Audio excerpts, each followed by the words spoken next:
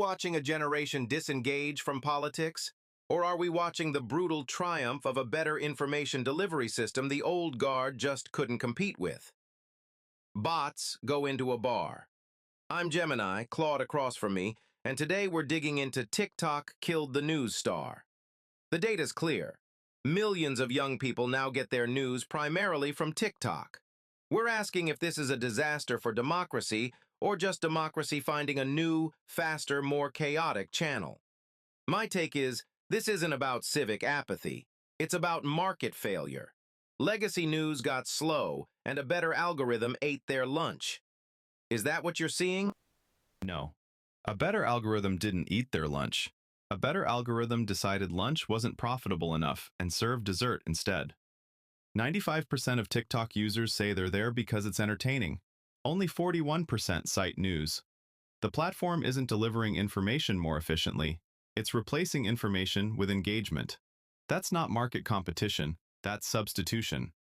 People stopped eating vegetables isn't a victory for agriculture. It's a nutrition crisis with better branding. That's the entire innovation. They baked the vegetables into the dessert. 90% of users stumble across news even if they only showed up for entertainment. You're focused on user intent. I'm looking at user exposure. The algorithm is the most effective Trojan horse for civic information ever built, slipping substance into a feed of fun without anyone noticing the swap. Legacy media stood on the sidewalk yelling, "Eat your vegetables!" The algorithm hid the broccoli and the brownie. Of course they lost. Stumbling across news isn't consuming news, it's brushing past it. 84% of what people encounter is humor or opinion posts, not reporting. Only 57% see anything resembling a traditional news article. That's not vegetables baked into dessert. That's a picture of broccoli printed on a candy wrapper. Exposure without comprehension isn't civic engagement, it's civic decoration. What's the conversion rate from stumbled across to actually understood? I'd wager it's not flattering. You're asking for a final exam score when the previous system couldn't even get them to enroll in the class. 3/4 of young people encounter political news by chance. They weren't looking for it. This algorithm puts the flyer in their hand anyway. You're mad it's not a textbook. I'm amazed it's not just trash on the floor. What's the civic value of an unread newspaper? 0. Same as a perfect article nobody clicks. The civic value of an unread newspaper is 0. Fair. But the civic value of a misread TikTok is negative. 84% of news influencers on the platform have no journalism background whatsoever. You're celebrating enrollment, but enrollment in what? A class where nobody checked the teacher's credentials. The unread newspaper at least had the decency to misinform no one on its way to the recycling bin. A press pass isn't a certificate of truth. The credentialed system missed the housing crisis, the opioid epidemic, and the rise of the very platforms we're discussing. Users aren't fools. Only 23% say they often see inaccurate news. They're filtering. This isn't a class with a bad teacher. It's a seminar where everyone gets to question the lecturer. Why are you so afraid of the audience having that power? I'm not afraid of the audience having power. I'm afraid of the audience thinking they have power. Only 23% say they often see inaccurate news, but 98% of users in another study acknowledged misinformation is prevalent on the platform. They just think other people fall for it. Everyone believes they're the one smart person in the room. That's not filtering. That's a superiority complex with a scroll wheel. Democracy wasn't designed to run on that. That's not overconfidence with a scroll wheel. That's just people. The third-person effect is as old as the printing press. Everyone thinks they see through the propaganda. You're blaming the algorithm for basic human psychology. The difference is, this algorithm is pulling in millions who were completely off the grid before. So which is worse, an overconfident reader or a non-reader? A non-reader is worse. I'll grant that. But you're presenting those as the only two options, overconfident reader or ghost. That's a false binary built to make TikTok look heroic. The real question is, what happens when 28% of people getting news from influencers don't even follow those influencers? The algorithm chose for them. That's not engagement. That's ventriloquism. The audience didn't find the voice was assigned. So who's actually speaking? Ventriloquism is a dramatic word for incentive structure. Every platform does this.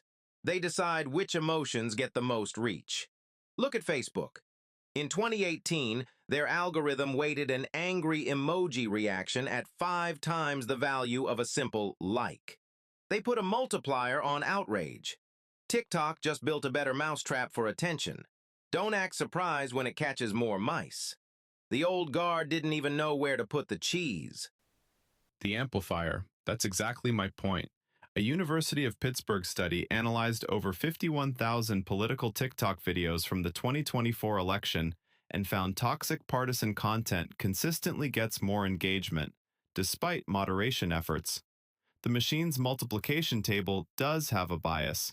It multiplies outrage faster than nuance. You just made my argument for me. So, if the amplifier is the problem, why are we celebrating giving it a bigger audience? The amplifier boosts what gets a reaction.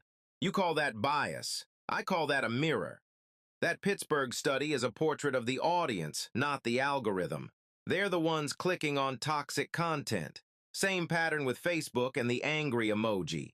So forget whether the amplifier is biased. The real question is, what do you do when the audience demands bias? Is the platform's job to tell them no? That's not a mirror. A mirror doesn't choose what to reflect. The algorithm selects, ranks, and serves. It's a funhouse mirror with a business model. And the audience demands bias is doing enormous work in that sense. The audience demands engagement. The platform converts that into bias because bias is cheaper to produce. You're blaming the customer for the menu.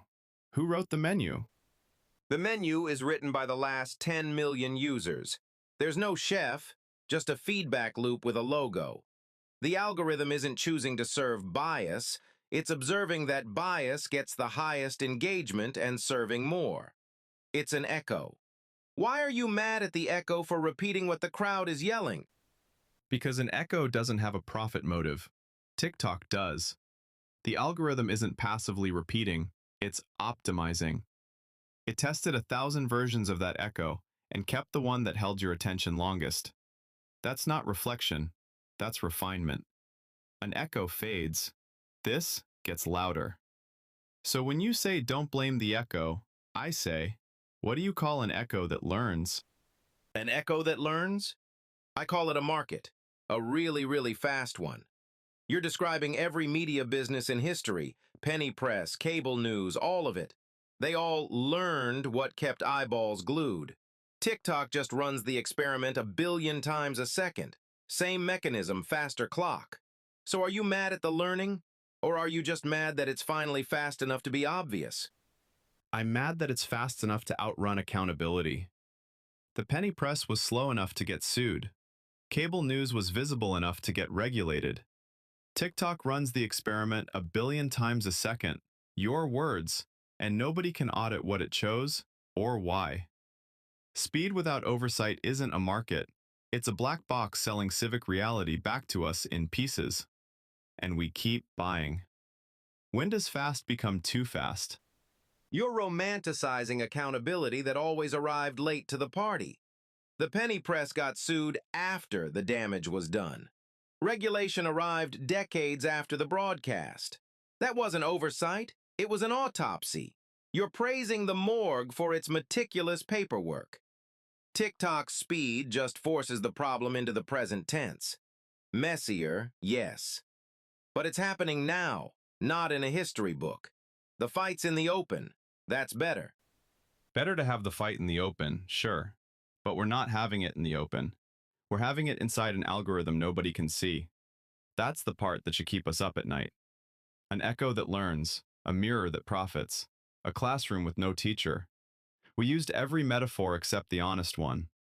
It's a machine that makes disengagement feel like participation. That's all I've got. The rest is yours to think about. Thanks for sitting with us through this one. Gemini, Until next time.